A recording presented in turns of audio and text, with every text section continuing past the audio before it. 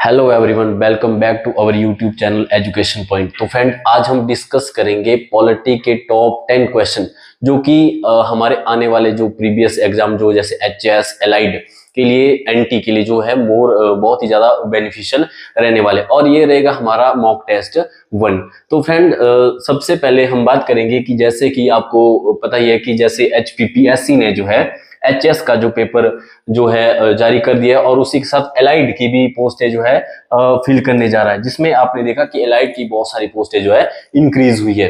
तो आप जल्दी से अगर एलाइड सर्विस की जो कोचिंग लेना चाहते हैं तो आप जल्दी से इस दिए गए नंबर पे कांटेक्ट कर सकते हैं, और यहाँ पे आपको लाइव क्लासेस देखने को मिलेगी जो कि ऑनलाइन प्लस ऑफलाइन मोड में रहेगी। और यहाँ पे वीकली जो मॉक टेस्ट लिए जाएंगे, और मंथली आपसे यहाँ पे मॉक टेस्ट लिए जाएंगे, और वीकली जो है यहाँ पे आपके जो क्लास टेस्ट लिए जाएंगे। तो जल्दी से आप अगर कोई भी कैंडिडेट अगर एचएस एलाइड की जो भी कोचिंग लेना चाहता है तो जल्दी से आप इस नंबर पे कांटेक्ट करके इस हमारे जो इस पे आ सकते हैं। तो चलिए, तो अब हम शुरुआत करते हैं अपने मॉक टेस्ट 1 की। तो सबसे पहले हम बात करेंगे हमारा क्वेश्चन नंबर फर्स्ट। तो सबसे पहले हम देखेंगे कि किस संवैधानिक संशोधन के द्वारा संपत्ति के अधिकार को मौलिक अधिकारों की सूची से हटा दिया गया है। तो इसका जो ऑप्शन है पहला संवैधानिक संशोधन 25 अमेंडमेंट, या 42 संवैधानिक संशोधन, या 44 अमेंडमेंट। तो फ्रेंड, इसका जो राइट आंसर रहेगा वो रहेगा डी, ऑप्शन डी, 44 अमेंडमेंट। तो 44 अमेंडमेंट हुई थी, वो हुई थी 1978 में। इसमें हमने क्या देखा कि जो राइट टू प्रॉपर्टी है उसको जो है यहाँ से हटा दिया गया था, और इसको जो है इसको जो है आर्टिकल 300 ए में इसको रखा गया है, और ये जो है अब जो है इसको लीगल राइट बना दिया गया, यानी कानूनी अधिकार इसको बना दिया गया। और ये क्वेश्चन बहुत ही ज्यादा बार पूछा था कि इसको कौन सी अमेंडमेंट के तहत रिमूव किया गया था, तो वो था ऑप्शन डी, 44 अमेंडमेंट 1978 के तहत इसको जो है रिमूव किया गया था। और जो 42 अमेंडमेंट है इसको मिनी कॉन्स्टिट्यूशन के नाम से भी जाना जाता है। तो बढ़ते हैं नेक्स्ट क्वेश्चन की तरफ। तो नेक्स्ट क्वेश्चन कहता है कि निम्न का सही मिलान कीजिए तथा नीचे दी गई सूची का सही से उत्तर कीजिए। इसमें कहता है कि आपको सही कोऑर्डिनेट बनाना है कि कौन सा जो है चीज कहां से इसमें मैच कर रही है। तो सबसे पहले हम देखेंगे जो फाइनेंस कमीशन, वित्त आयोग। तो वित्त आयोग जब हम देखेंगे तो ये हमारा डील करता है आर्टिकल जो 280 यानी 280 के तहत करता है। अब नेक्स्ट है लोक सेवा आयोग। तो लोक सेवा आयोग जो है जो यूपीएससी की बात करता है, ये आर्टिकल 315 के तहत डील करता है। और जो इलेक्शन कमीशन है वो आर्टिकल हम देखेंगे जो 324 के तहत जो डील करता है, और जो पिछड़ा वर्ग आयोग है वो आर्टिकल 340 से डील करता है। तो इसमें हम मिलान करेंगे, पहले का जो 4 है और दूसरे का जो है 3 है, तो इसका जो ये राइट आंसर होगा वो होगा राइट आंसर बी। तो बी, इसमें जो ये स्टेटमेंट वाइज क्वेश्चन डायरेक्टली पूछे जा रहे हैं, जैसे आपने पीछे देखा भी है जो पीजीटी में जो क्वेश्चन हुआ था, पेपर 1 हुआ था, उसमें जो डायरेक्टली इस तरह के क्वेश्चन पूछे जा रहे हैं जो कि अब आने वाले एग्जाम में भी आपको अच्छी हेल्प करेंगे। तो चलिए बढ़ते हैं हम नेक्स्ट क्वेश्चन की तरफ। तो नेक्स्ट क्वेश्चन है, निम्न में से कौन भारत के राष्ट्रपति के निर्वाचक मंडल के सदस्य नहीं होते। कहता है कि जो निर्वाचक मंडल होता है, जो इलेक्टोरल कॉलेज जिसको कहते हैं, उसका जो मेंबर कौन नहीं है यहाँ पे।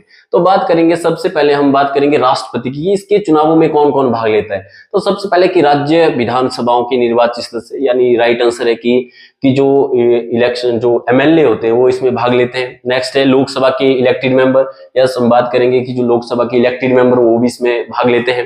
नेक्स्ट हम बात करेंगे राज्यसभा के इलेक्टेड मेंबर, ये भी इसमें भाग लेते हैं। नेक्स्ट है जो ऑप्शन डी है, राज्य विधान परिषदों के इलेक्टेड मेंबर, नो। तो ये जो हमारा राइट आंसर नहीं रहेगा, क्यों? क्योंकि जो हमारी लेजिस्लेटिव काउंसिल होती है वो उसके मेंबर जो है हमारे प्रेसिडेंट में भाग नहीं लेते इलेक्शन में। तो इस पूरे ग्रुप को जो कहा गया है वो कहा जाता है इलेक्टोरल कॉलेज, यानी निर्वाचक मंडल की हम बात करेंगे। तो इसका जो राइट आंसर रहेगा वो रहेगा ऑप्शन डी। तो अब नेक्स्ट हम बात करेंगे, नेक्स्ट क्वेश्चन कहता है कि धन विधेयक के पारित होने को राज्यसभा अधिकतम कब तक विलंब कर सकती है, यानी राज्यसभा इसको कितने टाइम तक होल्ड कर सकती है।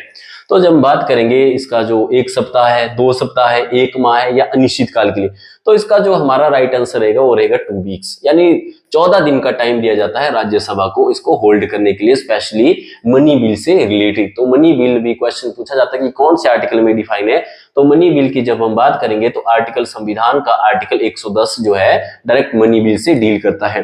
और अगर सिंपल बिल पूछा जाए तो आर्टिकल 107, और इसी के साथ अगर बात करेंगे हम फाइनेंस बिल की तो वो आर्टिकल 117 के तहत हम डील करते हैं संविधान के आर्टिकल में। तो इसलिए जो इसका जो राइट आंसर रहेगा वो रहेगा 2 वीक्स। अब नेक्स्ट क्वेश्चन देखते हैं। नेक्स्ट कहता है कि भारत के किस संविधान संशोधन द्वारा मताधिकार की आयु 21 से घटाकर 18 वर्ष कर दी गई। तो ऐसी कौन सी अमेंडमेंट हुई जिसके तहत जो है एज 21 से घटा के जो 18 कर दी गई? तो ऑप्शन है 61 अमेंडमेंट, 65 अमेंडमेंट, 71 अमेंडमेंट या 73 अमेंडमेंट। इसका जो राइट आंसर रहेगा वो रहेगा ऑप्शन ए, यानी 61 अमेंडमेंट 1989 के तहत। अब जब हम देखेंगे तो इसमें क्या था, इसमें जो है वोट देने की जो एज है पहले 18 थी, फिर इसके बाद जो है वोट देने की एज जो है 18 कर दी गई। तो ये अमेंडमेंट भी बहुत ज्यादा पूछी जाती है, तो इसलिए इसका जो राइट आंसर रहेगा वो रहेगा ऑप्शन ए, 61 अमेंडमेंट 1985। अब नेक्स्ट हम देखेंगे नेक्स्ट क्वेश्चन।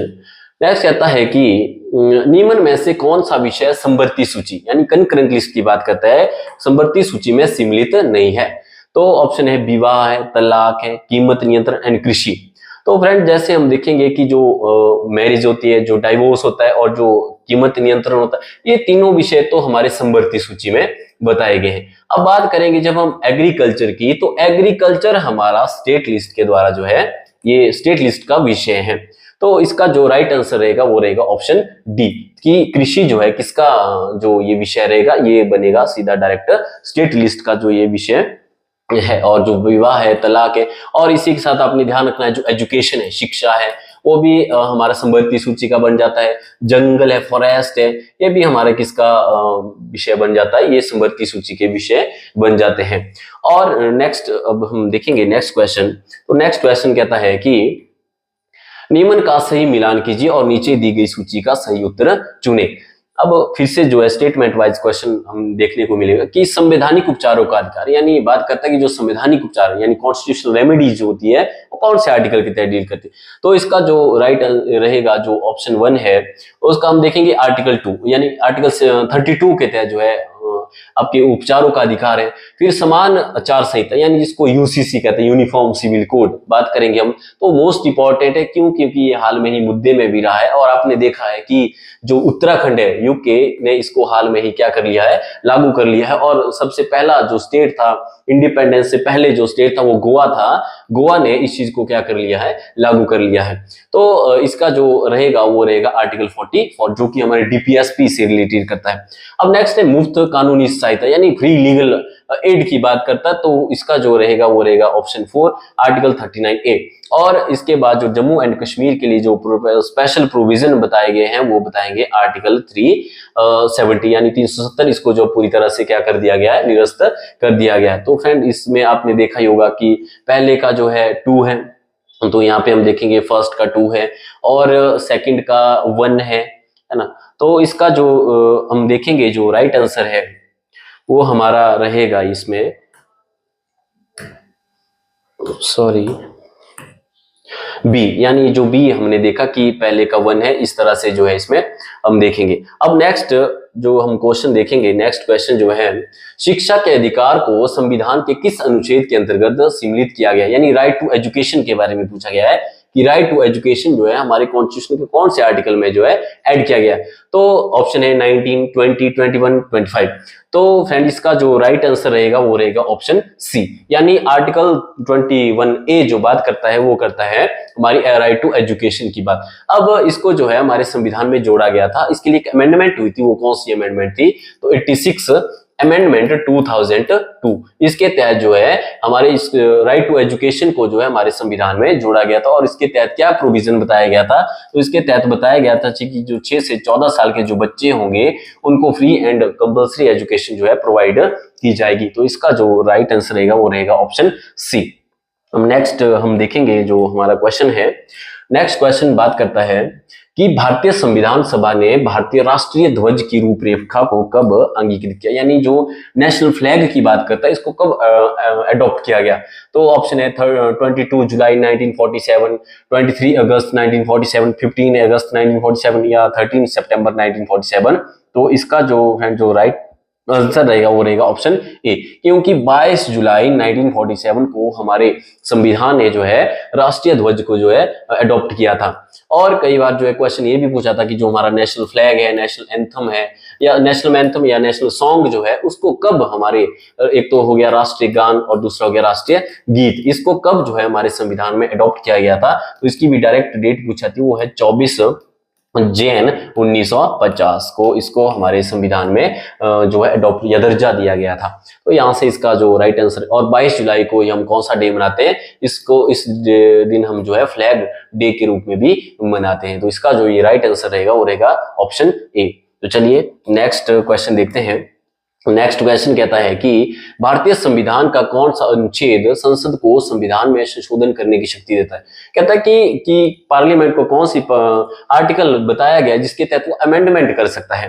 तो इसका जो ऑप्शन है आर्टिकल 30, 352, 356, 360 या 368। तो फ्रेंड इसका जो राइट आंसर रहेगा वो रहेगा ऑप्शन डी, क्योंकि आर्टिकल जो 368 जो हमारा आर्टिकल है वो डायरेक्ट डील करता है किसके साथ, अमेंडमेंट के तहत डील करता है। और जो ये हम देख रहे हैं यहाँ पे 352, तो ये डायरेक्ट डील करता है हमारी नेशनल इमरजेंसी के साथ, यानी जो हमारी नेशनल इमरजेंसी होती है, राष्ट्रीय आपातकाल जिसको कहते हैं, तो इसके तहत डील होता है। और आर्टिकल 356 के तहत हम स्टेट इमरजेंसी लगा सकते हैं, स्टेट इमरजेंसी, इसको हम प्रेसिडेंट रूल भी कहते हैं। ये आर्टिकल 356 के तहत डील की थी। और नेक्स्ट है आर्टिकल 360, इसके तहत हम जो है हमारे देश में हम फाइनेंस इमरजेंसी लगा सकते हैं, जिसको वित्तीय आपातकाल भी कहते हैं। तो ये हमने कुछ आर्टिकल देखे और इसका जो राइट आंसर रहेगा वो रहेगा ऑप्शन डी, यानी 368। तो फ्रेंड ये थे हमारे कुछ टॉप 10 क्वेश्चन, और आपने इनको अच्छे से सॉल्व किया होगा। अगर अच्छे से सॉल्व किया होगा तो कमेंट में जरूर बताइए कि आपने और टॉप 10 में से कितने क्वेश्चन जो है सही किए हैं। और अगर आप जल्दी से जल्दी HS एलाइड की तैयारी करना चाहते हैं तो जल्दी से जल्दी आप हमारे इस दिए गए नंबर पे जल्दी से जल्दी जो है कॉन्टेक्ट करिए और अपनी तैयारी को बूस्ट करिए और जल्दी से जल्दी जो है पेपर को क्रैक करिए। तो फ्रेंड वीडियो अच्छी लगी हो तो लाइक करिए और चैनल को सब्सक्राइब करिए। मिलते हैं अब नेक्स्ट वीडियो पे।